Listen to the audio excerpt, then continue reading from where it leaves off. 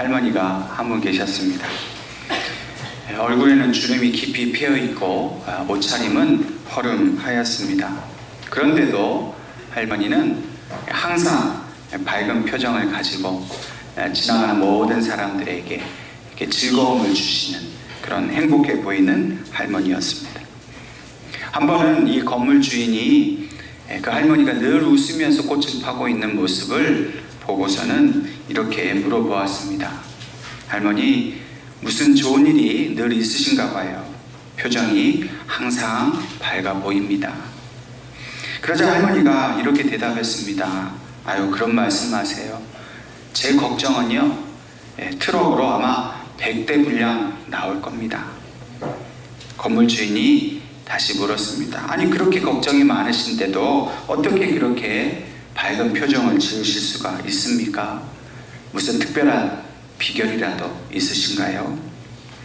할머니는 이 건물 주인에게 자신이 어떻게 행복하게 사는지 그 삶의 비결을 이렇게 들려주었습니다. 제게는 특별한 비결이 하나 있습니다. 저는 어려운 일이 생기고 또 고통이 생기면 예수님께서 무덤에서 계셨던 그 사흘을 생각하면서 저도 사흘 동안 조용히 기다립니다. 그러면 그 사흘 뒤에는 어김없이 새로운 해가 뜬다 합니다. 우리는 누구나 행복한 삶을 꿈꾸며 살아갑니다. 좀 편하게 행복하고 싶습니다. 근데 현실은 그렇지 못한 경우가 또 많이 있습니다. 괴롭기도 하고 고통스럽기도 하고 어쩔 때는 난 너무 불행하다 싶을 정도의 그런 절망과 어려움을 겪을 때도 있습니다. 기도하면 문제가 해결되는 줄 알았는데 평생 동안 해결되지 않는 그런 문제들도 우리는 가지고 살아갑니다. 근데 우리가 진짜 행복하려면 이런 문제들이 또 이런 아픔들이 사라지고 고통이 사라진다고 해서 우리가 행복한 것이 아닌 것을 깨달아야 합니다. 참된 행복은 환경이나 조건에 있지 않습니다. 돈이 많다고 건강하다고 다 행복한 것이 아닙니다. 진짜 행복, 하나님이 주시는 행복은 비록 고통이 있다 할지라도 그 사흘 동안에 무덤에 갇히는 그 고통 후에 주시는 우리 주님께서 부활하신 그 새날을 우리에게 맞이하게 하시는 것, 그것이 우리에게 주시는 참된 행복인 것을 믿으시기를 바랍니다. 오늘 본문 말씀에는 행복한 사람들에 대한 이야기를 해주고 있습니다. 그들은 바로 바벨론에서 포로 생활을 하다가 해방받게 된 이스라엘 백성을 의미합니다. 이스라엘 백성들이 하나님을 섬기는 일을 버렸습니다. 우상을 섬기고 물질을 숭배하고 육신의 쾌락을 위해서 살다가 그만 하나님이 진노하심을 받아서 그 나라가 멸망하게 되었습니다. 왕은 포로로 잡혀갔고 예루살렘 성전은 그 바벨론 군대에 의해서 철저히 파괴되었습니다.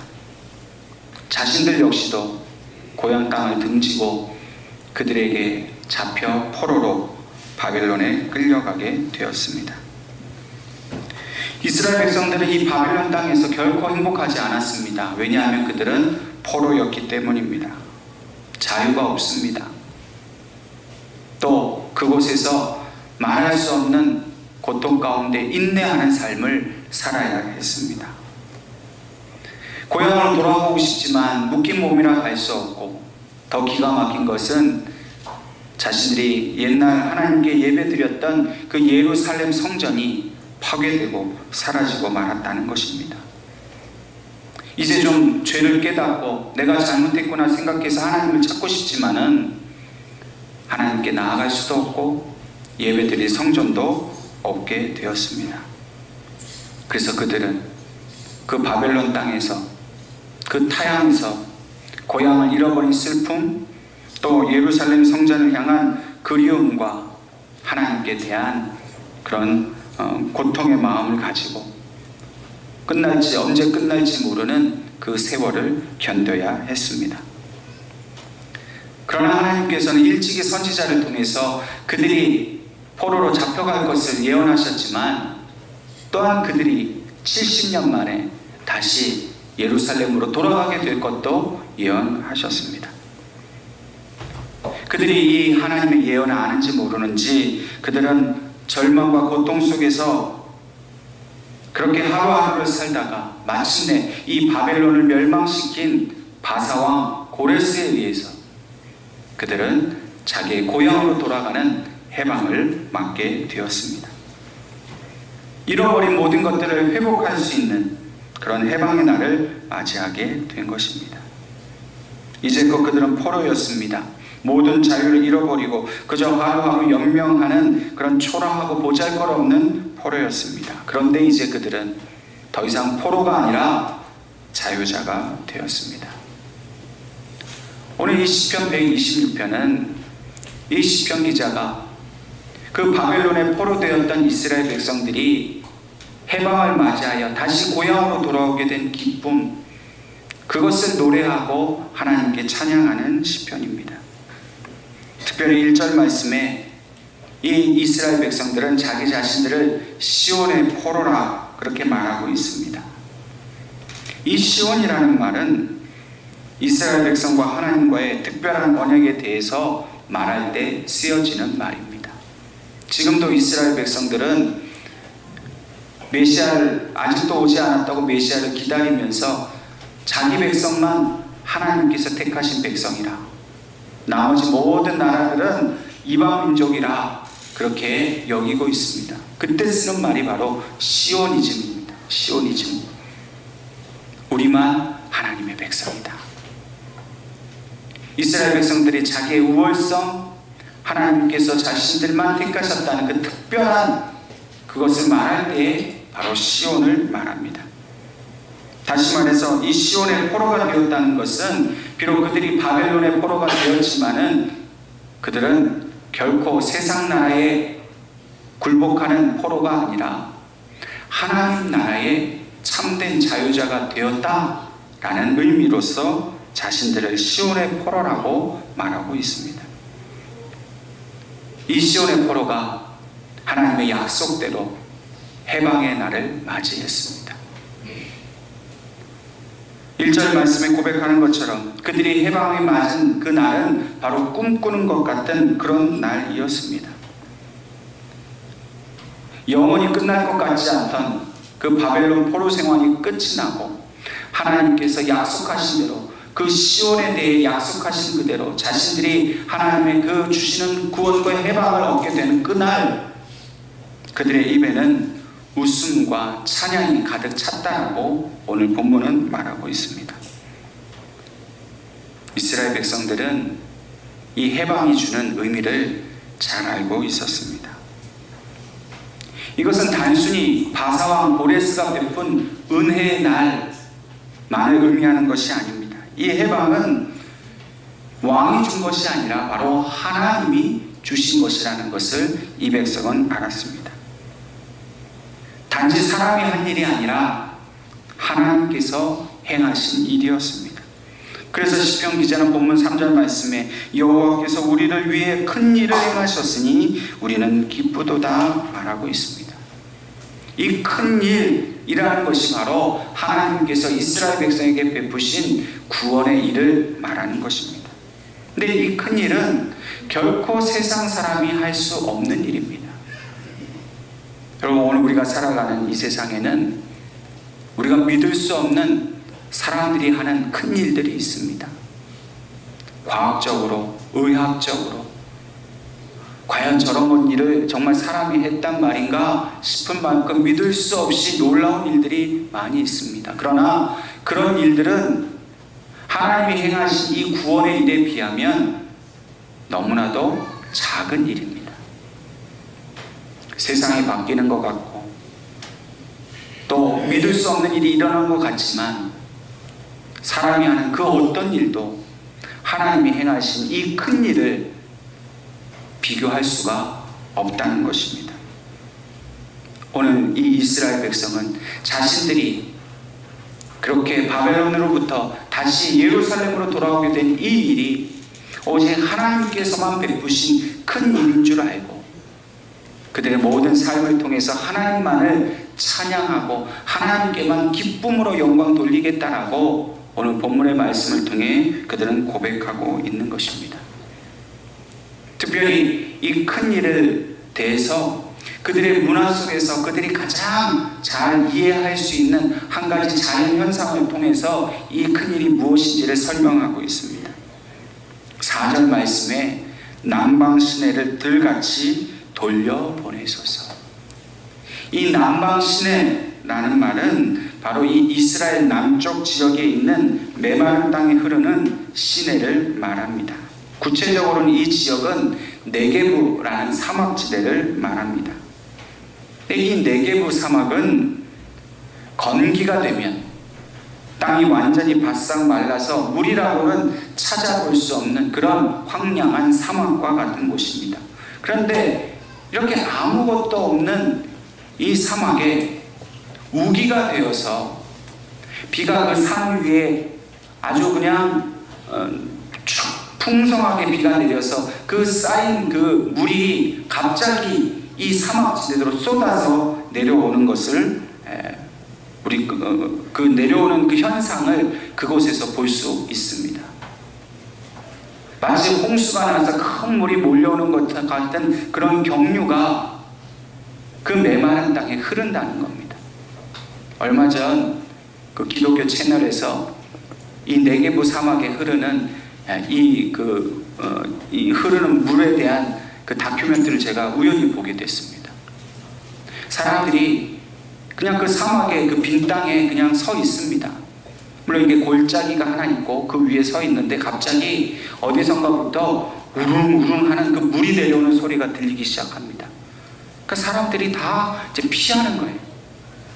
잠시 후에 그냥 홍수 같은 물이 그 흙탕물을 일으키면서 그 완전히 메말라 있던 그 골짜기에 그냥 그 물이 온전히 채워지고 폭포로 떨어지는 모습, 그게 이제 그 다큐멘터리에 나오는 거 제가 보았습니다. 남방 시내와 같이 그들을 돌리소서. 전혀 메말라 있고 먼지뿐인 그 사막에 그 물이 차게 되는 그 모습이 얼마나 장관인지, 오늘 이스라엘 백성들이 자기들이 바벨론으로부터 고향인 예루살렘으로 돌아가게 된 일이 바로 그와 같다는 것입니다. 도저히 사람들은 기대하지 못하고 아무것도 보이지 않았던 그 메마른 땅에 하나님이 주신 은혜의 그 강물이 흘러넘치게 되듯이 자신들이 그렇게 돌아오게 되어서, 그래서 하나님을 기뻐하고 찬양한다라고 말하고 있습니다. 오늘 하나님께서는 우리가 기뻐해야 하는 이유, 우리가 기뻐할 수 있는 이유를 그 첫 번째로 하나님께서 이와 같은 큰 일을 우리에게 베푸셨다는 사실로 인해서 우리가 기뻐하기를 원하고 계십니다. 우리는 이 땅에서 시온의 포로입니다. 사실 우리는 이 세상에 매여있던 포로였습니다. 죄와 사망의 굴레에 매여있던 포로였습니다. 그런데 하나님께서 그 아들을 이 땅에 보내셔서 우리가 그 포로로부터 해방될 것을 약속해 주셨습니다. 모든 고통과 시련, 심지어는 죽음으로부터도 회복시키실 것을 약속해 주셨습니다. 그리고 그 약속은 그 아들 예수 그리스도의 그 몸을 십자가에 못 박으심으로, 죽게 하심으로 우리를 승리케 하셨습니다. 오직 믿음으로 가진 자에게 그 모든 죄로부터, 죽음으로부터 승리하게 하는 그 은혜를 우리에게 주셨습니다. 그러므로 우리는 기뻐할 수 있게 되었습니다. 여러분, 이 기쁨은 믿는 자에게 주시는 하나님의 은혜입니다. 그저 세상의 것으로 만족해서 아 좋다 기쁘다 이게 아닙니다. 비록 세상에는 우리가 고난과 고통 가운데 있다 할지라도 하나님이 우리의 심령을 회복시켜 주시고 우리의 영이 하나님 나라를 향할 수 있도록 그렇게 소망을 주신 그 참된 행복을 통해서 우리가 기뻐할 수 있게 되었다는 것입니다. 여러분, 국가대표 선수가 운동 경기에서 금메달을 따거나 우승을 했을 때 여러분 우리 그 기쁨을 함께 나누지 않습니까? 여러분 그 승리의 기쁨도 우리가 기뻐서 그 순간만큼은 온전히 우리가 즐거워하는데 하나님께서 우리에게 주신 그 승리와 해방은 한낱 그 운동 경기와 필요할 수 없는 그런 기쁨이 아니겠습니까? 근데 어떻게 된 일인지 우리는 자꾸만 이 기쁨을 잊어버리고 사는 것 같습니다. 교회를 나오고 예배를 드리지만 그 예배를 드릴 때 하나님이 주신 은혜에 대한 기쁨이 생기기보다는 너무나 덤덤하게 때로는 여전히 슬픔과 아픔 속에서 그런 예배를 드리고 있지는 않습니까? 정말 우리 삶 속에 이 기쁨이 넘치고 있습니까? 왜 그럴까요? 우리가 육신의 삶만 들여다보니까 이 심령을 회복시켜 주시고 내 영을 날마다 수생케 해주시는 이 하나님의 은혜를 자꾸만 잊어버리기 때문입니다.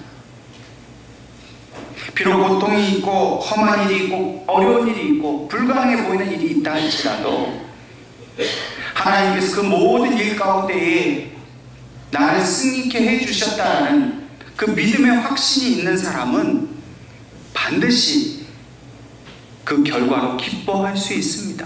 물론 눈에는 눈물이 흐르고 아픔이 이 육체의 고통이 있을 수 있지만은 그 영혼은 결코 세상에 매이지 않고 그 무거운 짐에 매이지 않고 하나님이 주시는 참된 자유와 기쁨을 누릴 수 있게 되었다는 겁니다.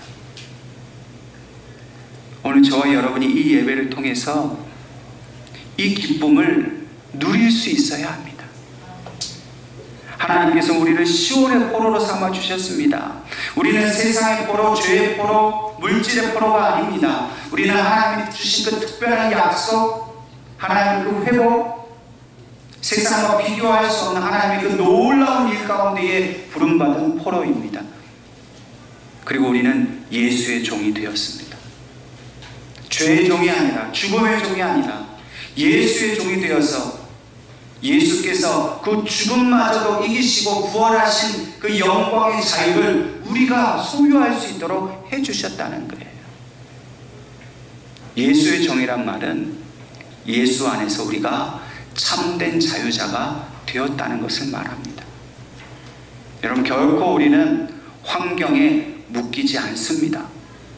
세상이 주는 시련과 고통에 묶이지 않습니다. 우리는 이미 예수 안에서 자유했습니다. 그래서 우리는 이 믿음을 가지고 천국을 가는 겁니다.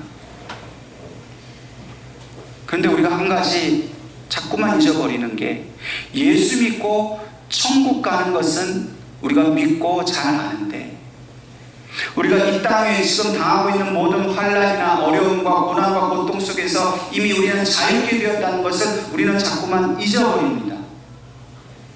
예수 믿고 천국 가는 것은 기쁜데 그런데 내 생활을 보고 내 가정을 보고 내 지금 상황을 보면 기쁘지가 않은 거예요. 오늘 하나님께서 이 예배를 통해서 우리가 믿음으로 우리의 모든 삶 속에서 비록 물질의 문제가 있고 건강의 문제가 있고 자녀로 인해서 근심하는 일이 있다 할지라도 이마저도 이 모든 것에서부터 우리를 구원해 주셨다는 사실을 우리가 믿기를 원하십니다. 믿음으로 선포하십시오.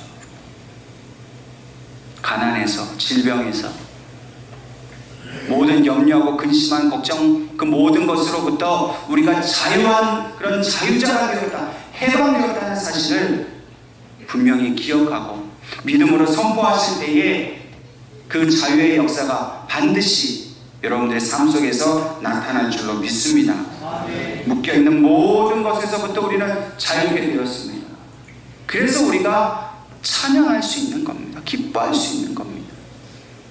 이 한 주간도 여러분들이 살아가는 그 일상생활 속에서 한번 정말로 기도해 보십시오. 아, 힘들다, 죽겠다, 어렵다 하는 그 순간 하나님 분명히 기쁨을 주신다고 하셨는데 이 고통의 순간에 제가 누릴 기쁨이 어디에 있느냐고 여러분들 기도해 보십시오. 분명히 여러분들에게 하나님이 기쁨을 주십니다. 아멘. 여러분, 그걸 우리가 느끼지 못하고 누리지 못하면 이 주일날 나와 기쁨으로 예배를 드리자 이 마음에 와닿지가 않는 거예요. 여러분들이 일상생활 속에서 매 순간순간 우리에게 자유를 주시고 해방을 주시고 회복을 주시고 치유해 주시는 그 하나님을 붙들고 살아가실 때 온전히 기뻐하는 삶을 사시기를 주님의 이름으로 축원합니다. 아멘. 오늘 이스라엘 백성들이 이렇게 자유를 얻어서 기쁨으로 자기의 집으로 돌아가게 되었지만, 그러나 그들에게 여전히 해결되지 않은 문제가 남아 있었습니다. 그것은 바로 그들이 돌아갈 고향 땅이 황무지로 변했다는 사실입니다. 70년 동안 돌보지 않았습니다. 70년 동안 예루살렘 성전이 파괴되어 있었습니다. 70년 만에 돌아가는데 그 땅이 온전히 성하게 있을 리가 만무하지 않겠습니까? 오히려 그들이 돌아가게 된 그 땅은 절망의 땅이었습니다. 그런데 오늘 이스라엘 백성들은 이 황무한 땅, 모든 것이 파괴되고 없어진 이 고향 땅에서 다시금 모든 것을 회복시키시는 하나님 앞에 믿음으로 나아가기로 결단했습니다. 그것은 바로 그 땅을 위해서 울더라도 씨를 뿌리겠다라는 그런 결단입니다. 삶의 터전이었던 집과 모든 땅을 잃어버린 백성들에게는 눈물밖에 나오지 않았습니다. 얼마나 기가 막히겠습니까? 집에 돌아와서 좋기는 한데 와보니 아무 소망이 없는 겁니다.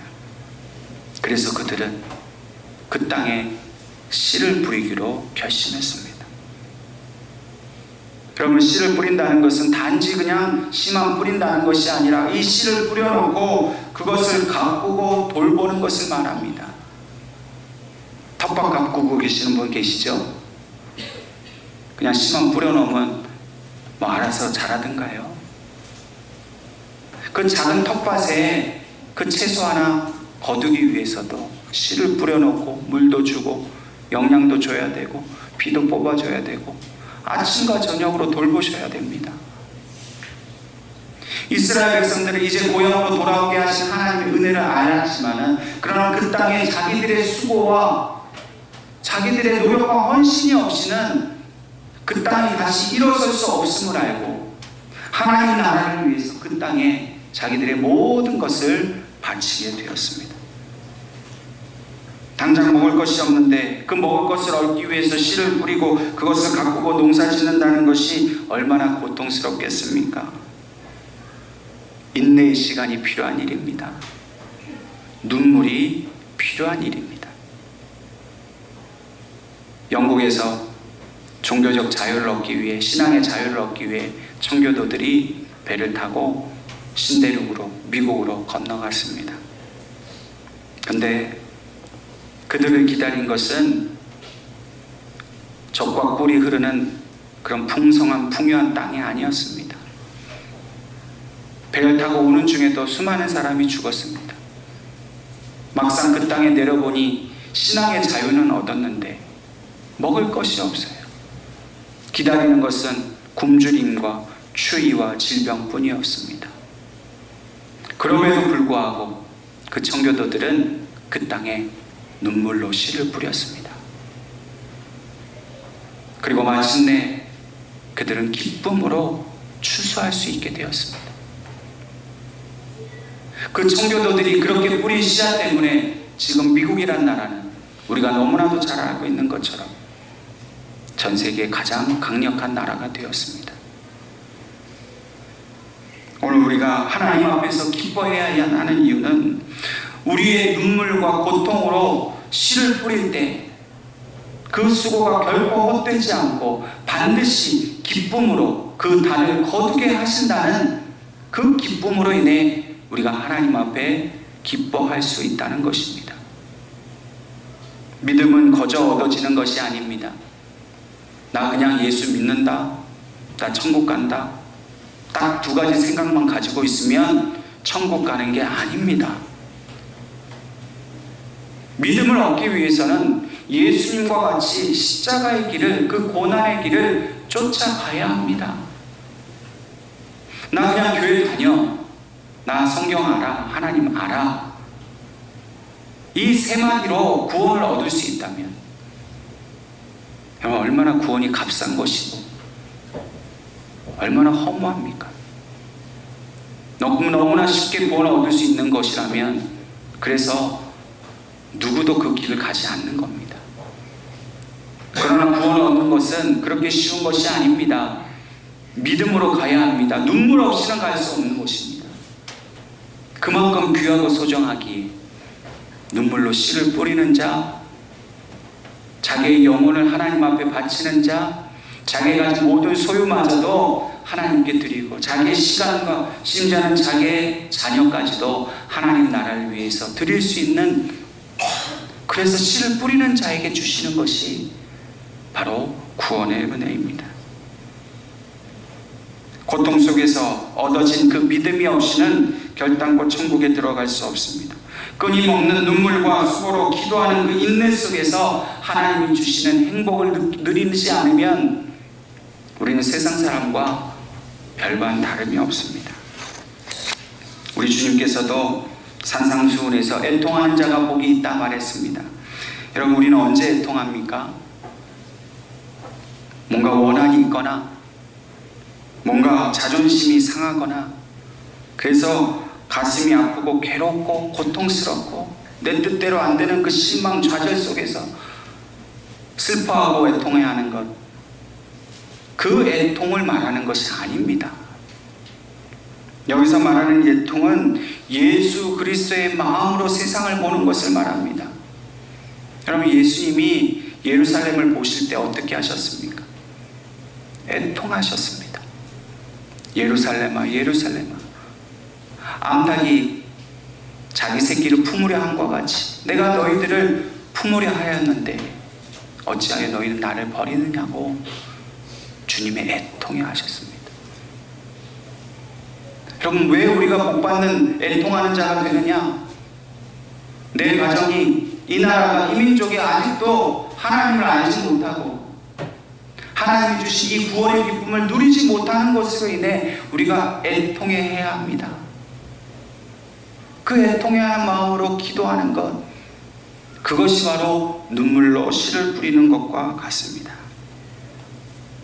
사도 바울은 빌립보서 2장 17절 18절 말씀에 만일 너희 믿음의 재물과 섬김 위에 내가 나를 전제로 드릴지라도 나는 기뻐하고 너희 무리와 함께 기뻐하리니 이와 같이 너희도 기뻐하고 나와 함께 기뻐하라.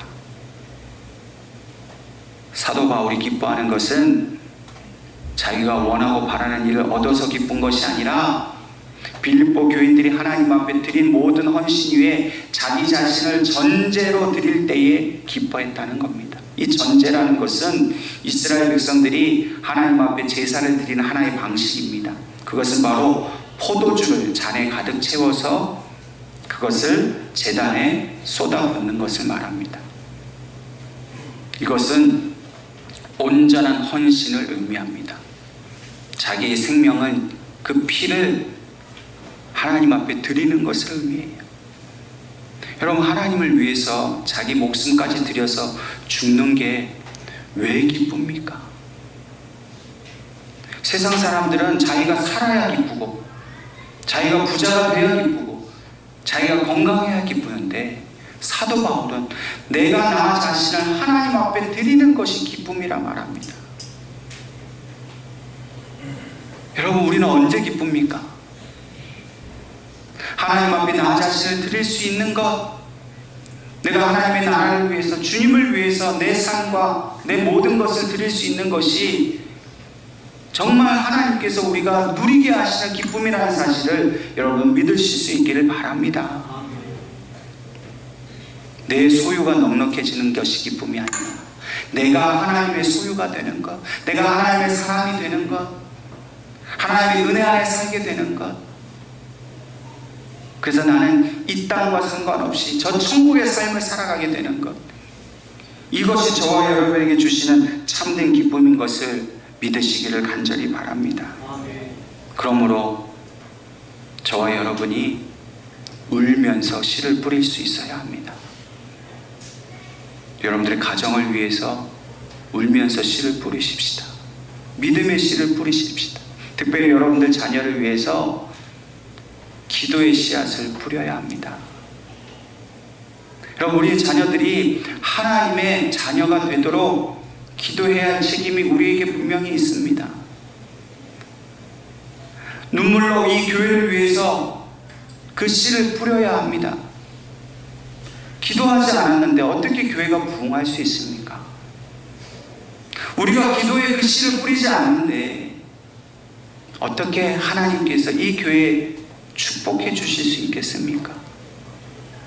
부흥이란 말을 오해하지 마십시오. 단지 사람의 숫자가 많아지는 것을 말하는 게 아닙니다. 부흥은 우리의 심령이 하나님의 그 심령으로 회복되는 것을 말합니다.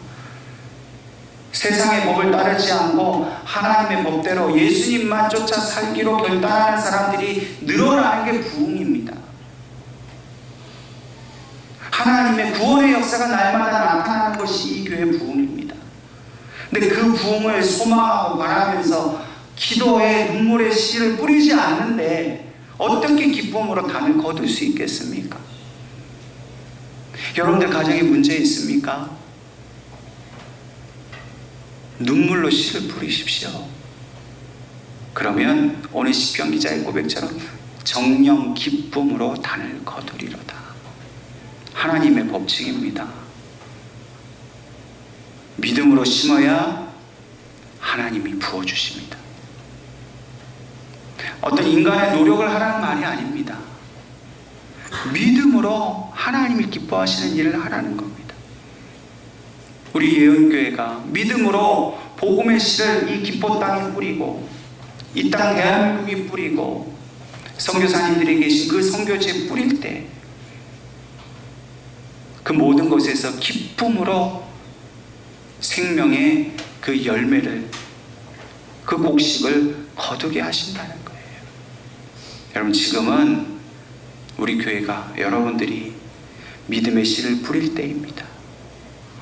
여러분, 하나님 앞에 시간을 드리십시오. 물질을 드리십시오. 여러분들 마음을 드리세요. 뿌린 대로 거둡니다.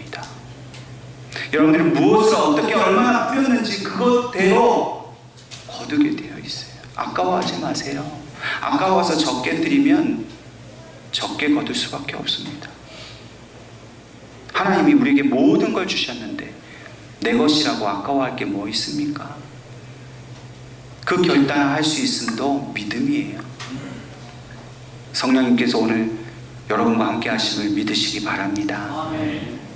여러분들 마음속에 정말 나를 구원해 주신 그 하나님의 은혜를 기억하면서 나 사는 모든 날 동안 오직 나는 하나님 나라를 위해서 믿음으로 눈물의 씨앗을 뿌리겠다라고 여러분 결심하시면 우리 주께서 여러분들 도와주십니다. 아멘. 믿음을 주십니다.